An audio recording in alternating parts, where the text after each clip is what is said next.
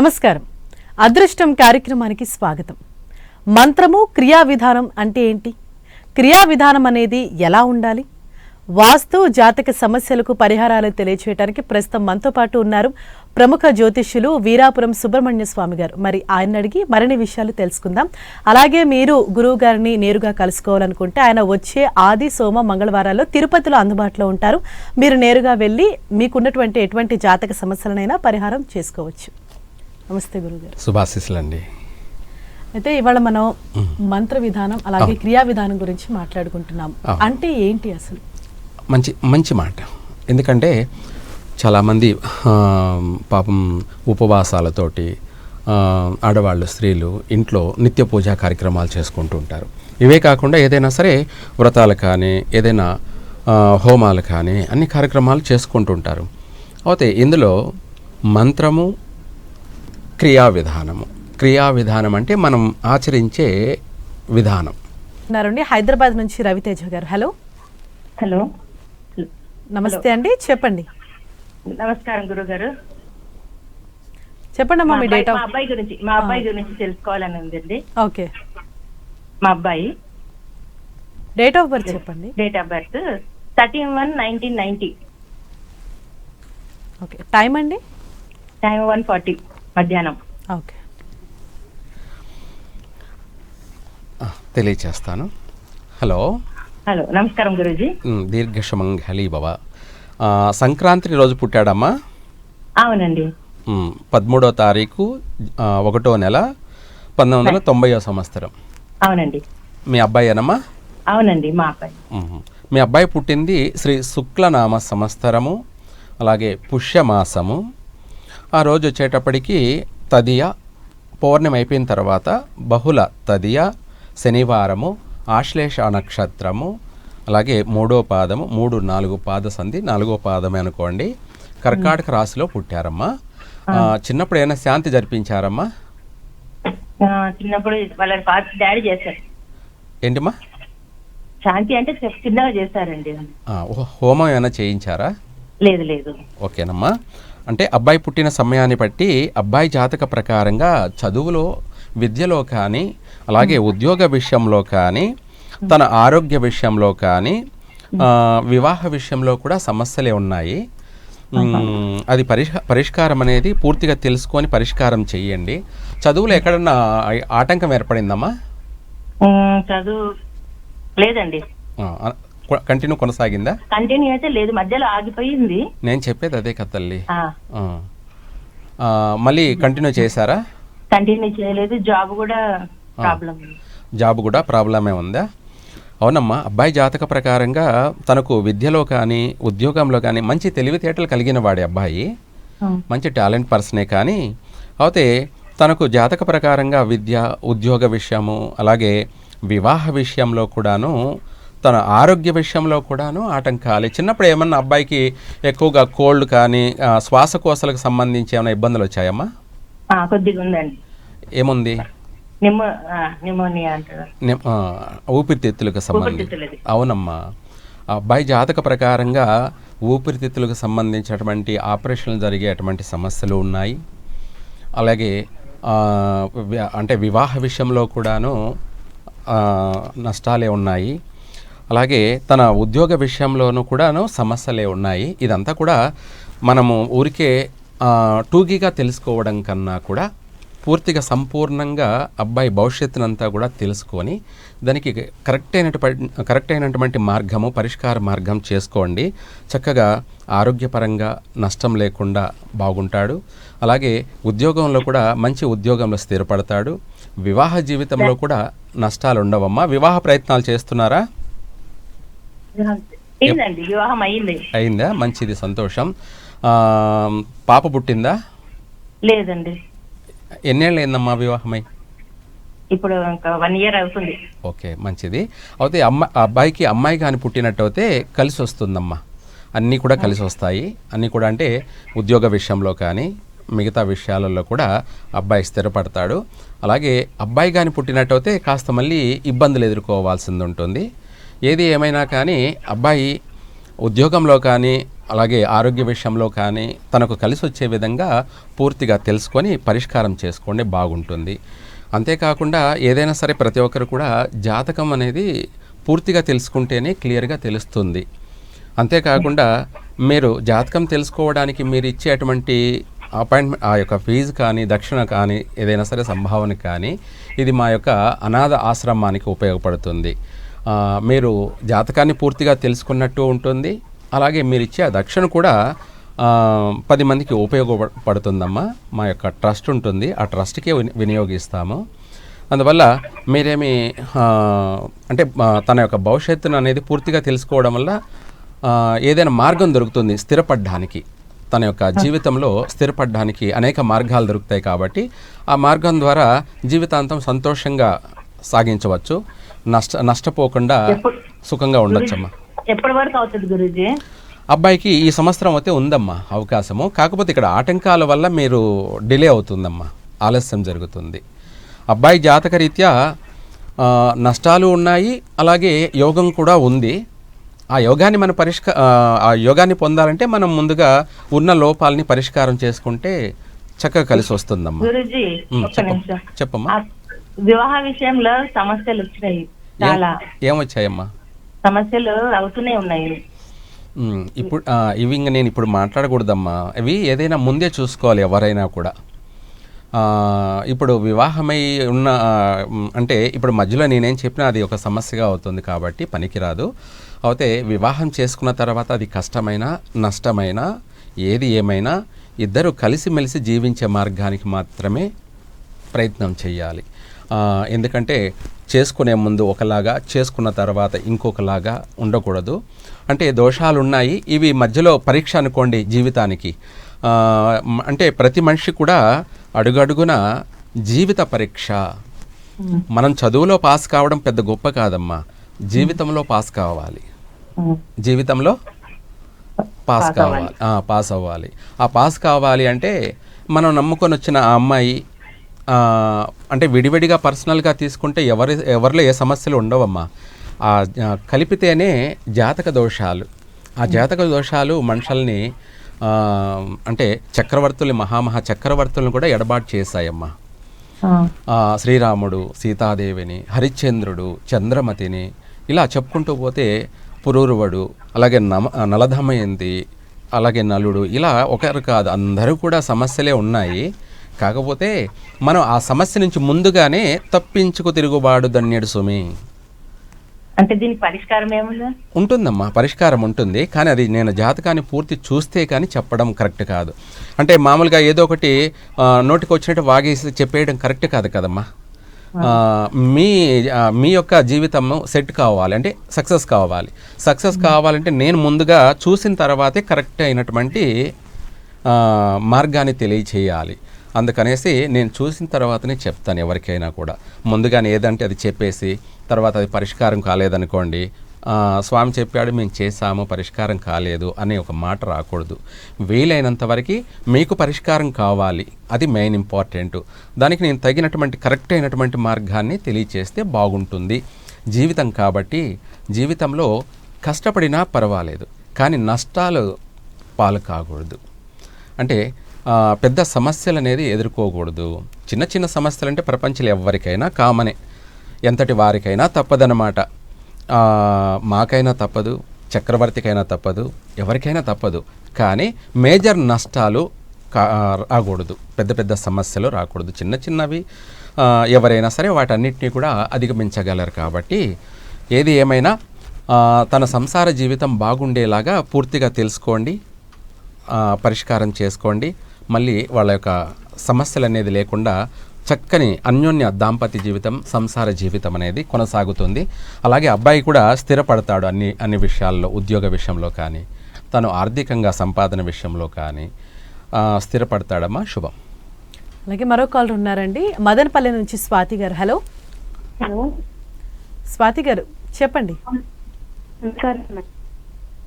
Hello hello వినిపిస్తుంది, మాట్లాడండి. నేను మా ఆయన గురించి తెలుసుకోవాలనుకుంటున్నాను. ఓకే, డేట్ ఆఫ్ బర్త్ చెప్పండి. 1987 జూలై 31. జూలై 31. ఓకే, టైం అండి? టైం తెలియదండి. Okay, July 31st 1987. తెలియచేస్తానమ్మా. మీ వారు పుట్టినటువంటి తెలుగు సంవత్సరం శ్రీ ప్రభవనామ సంవత్సరం శ్రావణ మాసంలో పుట్టారు. అలాగే ఆ రోజు వచ్చేసి నాగల పంచమి, శ్రావణ మాసం నాగల పంచమి. తర్వాత శుక్రవారము, హస్త నక్షత్రము, కన్యా రాశిలో జన్మించారమ్మా. ఓకే. తను పుట్టినటువంటి సమయ ప్రకారంగా, తన జాతక ప్రకారంగా మంచి టాలెంట్ పర్సనే, కానీ టైం అనేది బాగోలేదు. అవును. టైం అంటూ అంటే ఒక విషయంలో కాకుండా తను ఏది చేసినా కూడా నష్టాలు జరగడం కానీ, అవునన్నా. అలాగే భార్యాభర్తల మధ్య కూడా ఏదన్నా ఒక నెల 2 నెలలు ఎడబాటు ఏమన్నా జరిగిందమ్మా? లేదండి, అలాంటిది ఏం లేదు. మంచిది, అదృష్టవంతులే. ఎందుకంటే తనకు గ్రహణ దోషం ఉండడం వల్ల సంసార జీవితంలో కూడా సమస్యలు వచ్చే అవకాశం ఉంది, రాకుండా చూసుకోండి. అయితే పరిష్కార మార్గం కూడా తెలియచేస్తాను దీనికి. అంటే ఇద్దరూ కలిసి, భార్యాభర్తలు ఇద్దరు కూడా ఈ యొక్క ఉగాది తర్వాత సుబ్రహ్మణ్య స్వామికి విభూతితో అభిషేకం జరిపించడం కానీ, లేదంటే ఇద్దరు నాగదేవతలకి ప్రదక్షిణ చేయడం కానీ మంగళవారం చేయండి అమ్మా. అలా చేస్తే తను స్థిరపడతాడు, ఫ్యామిలీ జీవితం కూడా చక్కగా అభివృద్ధి చెందుతుందమ్మా, కలిసి వస్తుంది. శుభం. అలాగే గురుగారు, మీరు ఇందాక చారిటబుల్ ట్రస్ట్ గురించి చెప్తున్నారు. అవును, మీ ఆధ్వర్యంలో జరిగే ఈ చారిటబుల్ ట్రస్ట్ ద్వారా అంటే ఎటువంటి సేవా కార్యక్రమాలు మీరు చేస్తుంటారు? చాలా మంచి విషయమే. ఎందుకంటే మనము అంటే జాతకం గురించి కూడా మనం మాట్లాడుకుంటూ చెప్పాను. అయితే ఎవరైనా సరే జాతకం తెలుసుకుంటున్నారంటే వాళ్ళ భవిష్యత్తు గురించి తెలుసుకుంటారు. వాళ్ళు ఇచ్చేటువంటి ఆ యొక్క ఫీజు కానీ, అదే దక్షిణ కానీ, ఆ యొక్క డబ్బుని మళ్ళీ నేను అనాథాశ్రమం ద్వారా ప్రజాసేవకి వినియోగిస్తూ ఉంటాను. ఇది 15 సంవత్సరాల నుంచి కూడా చేస్తున్నాను నేను. అంటే ఒక చోటని కాకుండా కేరళలో చేస్తుంటాను, తమిళనాడులో చేశాను, ఆంధ్రాలో చేశాను, మన తెలంగాణలో కూడా ఎక్కువగా చందానగరు ఈ ప్రాంతాల్లో ఎక్కువగా చేశాను. అలాగే ఇదే మనం సంపాదించినటువంటి ఆ యొక్క జాతకరీత్యా వచ్చేటువంటి ఆ సొమ్మును మళ్ళీ దైవ సేవ కార్యక్రమాలకు కూడా వినియోగిస్తూ ఇలా మా ట్రస్ట్ ద్వారా అనేక సేవా కార్యక్రమాలు చేస్తూ వస్తున్నాను. అలాగే అండి, మరో కాలర్ ఉన్నారు ఖమ్మం నుంచి, గోపీనాథ్ గారు. హలో మేడం, చెప్పండి మేడం. చెప్పండి, మీ డేట్ ఆఫ్ బర్త్ చెప్పండి, ఎవరి గురించి తెలుసుకోవాలి? మా బాబు గురించి అండి. చెప్పండి. 28/12. ఓకే. 1994. ఓకే. టైం అండి? టైం అండి, పుట్టిన తేదీ? ఉదయం అండి. ఓకే. 94 12వ నెల 28వ తారీఖు. 28వ తారీఖు. హలో, ఉదయం 28వ తారీఖు అన్నా? 28వ తారీఖు. సరేనన్నా. అబ్బాయి పుట్టింది శ్రీ భావనామ సంవత్సరము మార్గశిర మాసంలో పుట్టాడు. అవును. అలాగే ఆ రోజు బహుళ ఏకాదశి బుధవారము, స్వాతి నక్షత్రంలో జన్మించాడు. 3వ పాదము తులారాశిలో పుట్టాడు. అబ్బాయి జన్మనామం కూడా రూ మీద వస్తుంది, రూపానంద్. అలాగే తను పుట్టినటువంటి జాతక ప్రకారంగా చదువులు ఎక్కడన్నా ఇంటర్ డిగ్రీలు ఏమన్నా ఆటంకం జరిగిందా? చదువులు ఆటంకం జరగలేదు సార్. ఉద్యోగంలో ఏమైనా స్థిరపడ్డా? ఇంకా ఇప్పుడే ఇంకా స్థిరపడలేదు. పర్వాలేదు. చదువులో ఆటంకం లేదంటే అబ్బాయికి ఉద్యోగంలో కానీ వివాహ విషయంలో ఆటంకాలు ఎదురయ్యే అవకాశం ఉంది. దాని ముందు జాగ్రత్తగా పూర్తిగా అబ్బాయి జాతకాన్ని పూర్తిగా తెలుసుకోండి, దానికి పరిష్కారం చేసుకోండి. 2 విధాలా సెటిల్ అవుతాడు. అంటే ఇటు ఉద్యోగరీత్యా స్థిరపడతాడు, అలాగే మంచి సంబంధము కుదురుతుంది. వివాహం తర్వాత తన యొక్క సంసార జీవితం కూడా బాగుంటుంది నాన్న. తెలుసుకొని పరిష్కారం చేసుకోవడం వల్ల మీ లైఫే బాగుంటుంది. తర్వాత చేతులు కాలిన తర్వాత ఆకులు పట్టుకోవడం ప్రయత్నం చేయడం కన్నా ముందు జాగ్రత్తగా మనం బాగుండడం కోసం మనం చేసుకునే ప్రయత్నం తప్పు లేదు కదా, అలా చేసుకోండి. మంచిగా కలిసి వస్తుంది. శుభం. అలాగే మరో కాలర్ ఉన్నారండి, గాజుల రామారం నుంచి చంద్రం గారు. హలో మేడం, చెప్పండి చంద్రం గారు, మీ డేట్ ఆఫ్ బర్త్? ఓకే, అబ్బాయి కోసం చెప్పండి. 6/9/2002. ఓకే. పుట్టిన సమయం? మధ్యాహ్నం 11:30 మేడం. ఓకే అండి, తెలియజేస్తాను. హలో హలో హలో సార్ తెలియచేస్తానన్నా, మీ అబ్బాయి పుట్టింది శ్రీ చిత్రభాను నామ సంవత్సరం శ్రావణ మాసంలో పుట్టాడు. అలాగే అబ్బాయి పుట్టింది శుక్రవారం. అలాగే ఎన్ని గంటలకన్నారు సమయం? ఉదయం 11:30 సార్. అమావాస్య, అందుకే అడిగాను సమయము. అమావాస్య గడియల్లో పుట్టాడు, శుక్రవారం ఆ రోజు. మఖా నక్షత్రము, అలాగే 3వ పాదము సింహరాశిలో పుట్టాడు నాన్న. అబ్బాయి పుట్టినటువంటి సమయ ప్రకారంగా, అబ్బాయి జాతక ప్రకారంగా వచ్చేటప్పటికి ఆర్థికపరమైనటువంటి నష్టాలు అధికంగా ఉంటాయి ఫ్యూచర్లో. చూసుకొని మీరు ఒక కంట కనిపెడుతూ ఉండాలి అబ్బాయిని, నష్టపోకుండా ఉండడానికి. అలాగే విద్యా ఉద్యోగ రీత్యా బాగా స్థిరపడే అవకాశం ఉంది. అలాగే విదేశీ అనుయోగం అవకాశం కూడా ఉంది. అలాగే అబ్బాయి ఇప్పుడు ఏం చదువుతున్నాడు? B Tech final sir. వృత్తిరీత్యా బాగుంటుంది.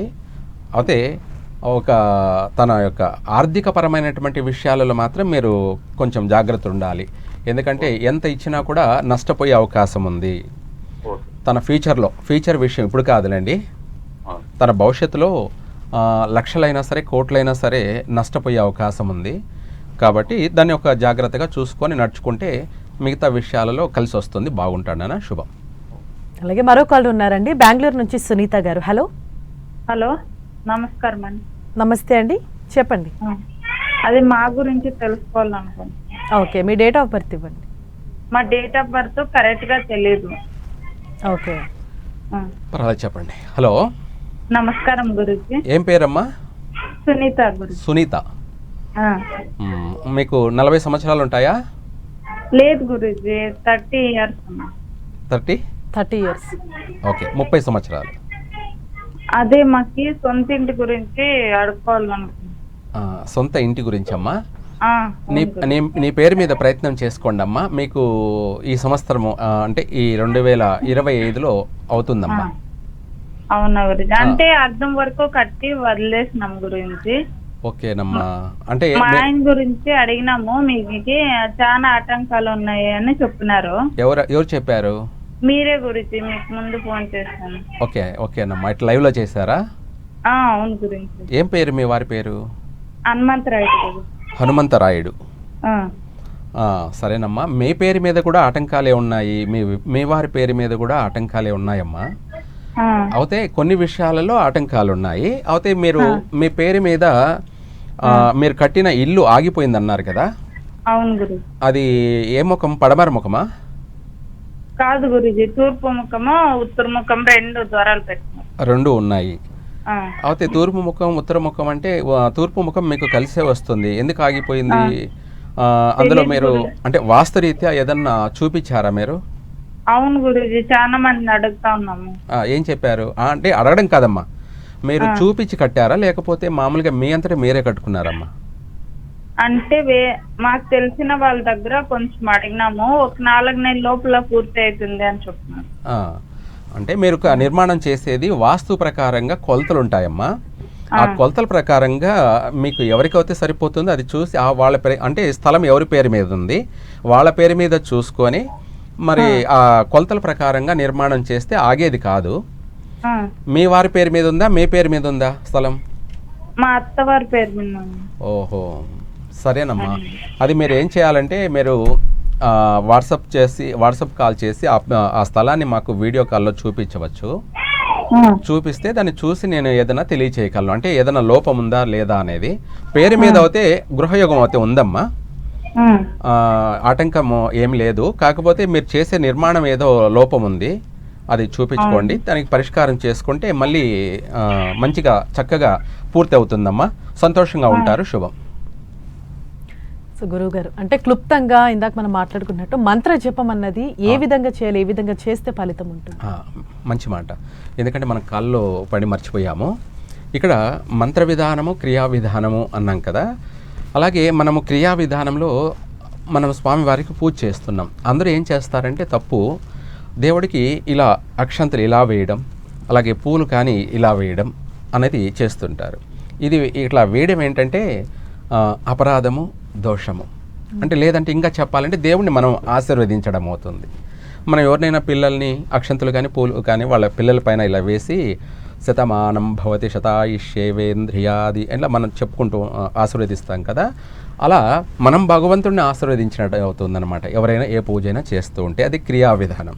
అందులో మనం ఏంటంటే అది తప్పు అనమాట. చేసిన పూజకి ఫలితం ఉండదు. మనం చేసిన పూజ ఫలించాలంటే మనం మూడేళ్లతో ఈ 2 ఏళ్ళని, చిటికిన వేలిని, చూపుడు వేలిని ఇలా పెట్టి ఈ 3 వేళ్లతో అక్షంతలు కానీ పూలు కానీ తీసుకొని మనం ఇలా మన చెయ్యిని ఇలా రాణిస్తూ స్వామివారికి ఇలా సమర్పిస్తే అది క్రియా విధానం. అంటే ఏంటంటే ఆ అక్షంతలనైనా సరే పువ్వులనైనా సరే మన హృదయాన్ని తగిలియాల్సిన అవసరం లేదు.